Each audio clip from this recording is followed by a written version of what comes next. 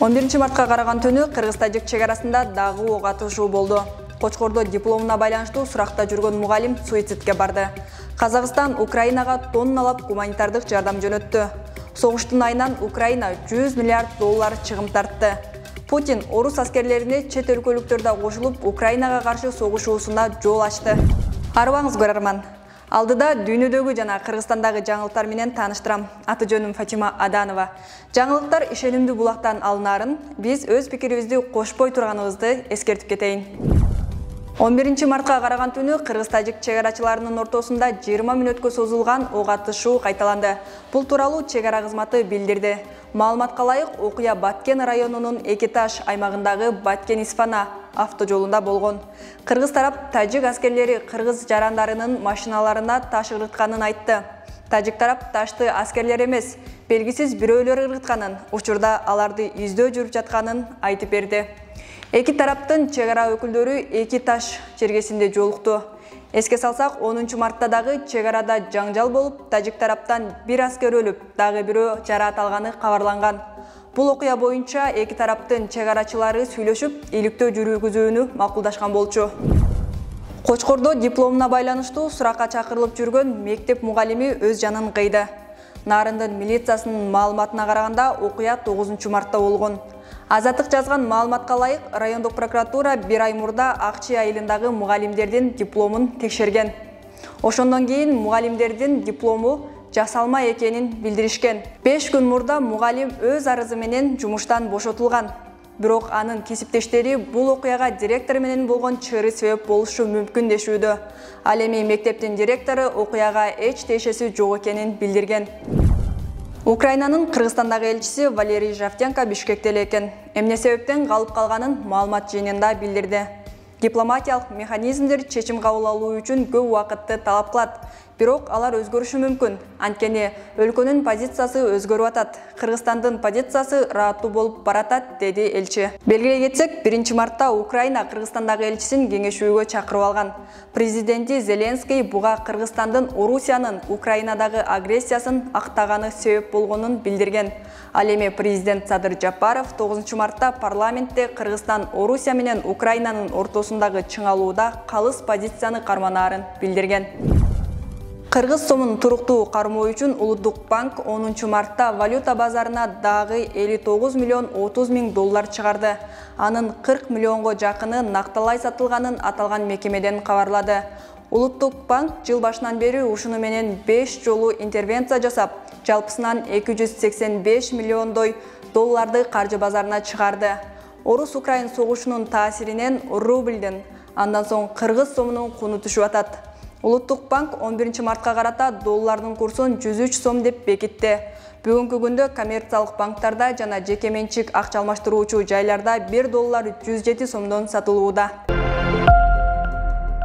11-мартта Казак өлкөсү 40 тонна гуманитардык жардамды Украинага жөнөттү.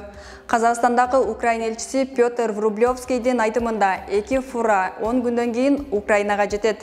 Ал казак элине ыраазычылык билдирип, 14-мартта Алматыдан Варшавага дагы авиакаттам менен гуманитардык жүк жеткирилиши пландалып жатканын кошумчалады. Ал тапта Украина согуш башталгандан бери 100 миллиард доллар чыгым тартканын Зеленскийдин экономика боюнча кеңешчиси Олег Устенко маалымдады. Ал 10-мартта эл аралык онлайн конференцияга катышып, өлкөдөгү бизнестин жарымы согуштан улам жабыркаганын, калгандары толук кандуу иштебегенин айтып, Орусияга көбүрөөк финансылык санкция салууга чакырган. Ал арада Украинанын Улуттук банкы орусиялык мир төлөм карталарын тейлөбөөгө чакырды. Кайрылуу Кыргызстандын, Армениянын, Казакстандын, Тажикстандын, Вьетнамдын улуттук банктарына жөнөтүлгөн. Улуттук банк Орусиянын каржы секторуна каршы бардык мүмкүн болгон санкцияларды мобилизациялоого умтулат, деген Украинанын Улуттук банкынын төрагасы.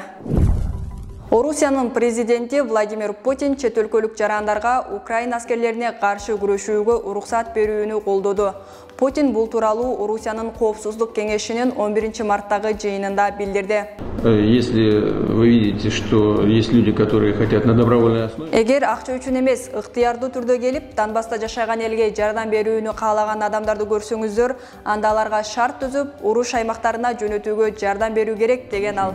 Перебраться в зону боевых действий. Ага чейин Орусиянын коргоо министри Сергей Шойгу жакынкы чыгышта 16 миңден ашуун ыктыярчылар Орусия үчүн Украинага каршы күрөшүүгө даяр экенин айткан. Орусия Евразия экономикалык биримдигине кирген өлкөлөргө 31 августка чейин дан өсүмдүктөрүн жана кумшекерди экспорттоого тыюу салды. Бул тууралуу Орусиянын экономикалык өндүрүү министри билдирди. Орусия Украинаны басып киргенден кийин АКШ жана Европа өлкөлөрү Орусияга каршы катаал санкцияларды киргизип жатат. Макдональдс Орусиядагы ишин 14 марттан тарта токтотот. Бул тууралуу компаниянын маалымат кызматы билдирди. Маалыматка ылайык, Орусиядагы Макдональдста 62 миңден ашык адам, ал эми жеткирүү тармагында дагы 100 миңге жакын адам иштейт. Иш убактылуу токтогону менен компания аларга айлык акыларды, ошондой эле ижара акысын төлөп турат. Макдональдс айлык чыгашасын $5 миллион деп белгиледи. Украинадагы абалга байланыштуу Disney Орусиядагы ишин токтотот. Google Cloud Орусиядан жаңы кардарларды каттоону токтотту. Биз мындан ары Орусияда Google Cloud'тун жаңы колдонуучуларын каттабайбыз. Окуялардын өнүгүшүн тыкыр көзөмөлдөп турабыз деп билдирген. Ал эми Беларуста кызмат кадимки режимде иштейт. Буга чейин Google Орусияда интернет жарнамаларды сатууну токтоткон болчу. Бириккен Улуттар уюму Орусия Украинаны басып киргенден бери Украинадан 2,5 миллионго жакын киши өлкөнү таштоого мажбур болгонун билдирди. Алардын басымдуу бөлүгү коңшу Польша аймагына кирүүдө. Украина менен Орусия дагы деле тынчтык келишимине жетише элек.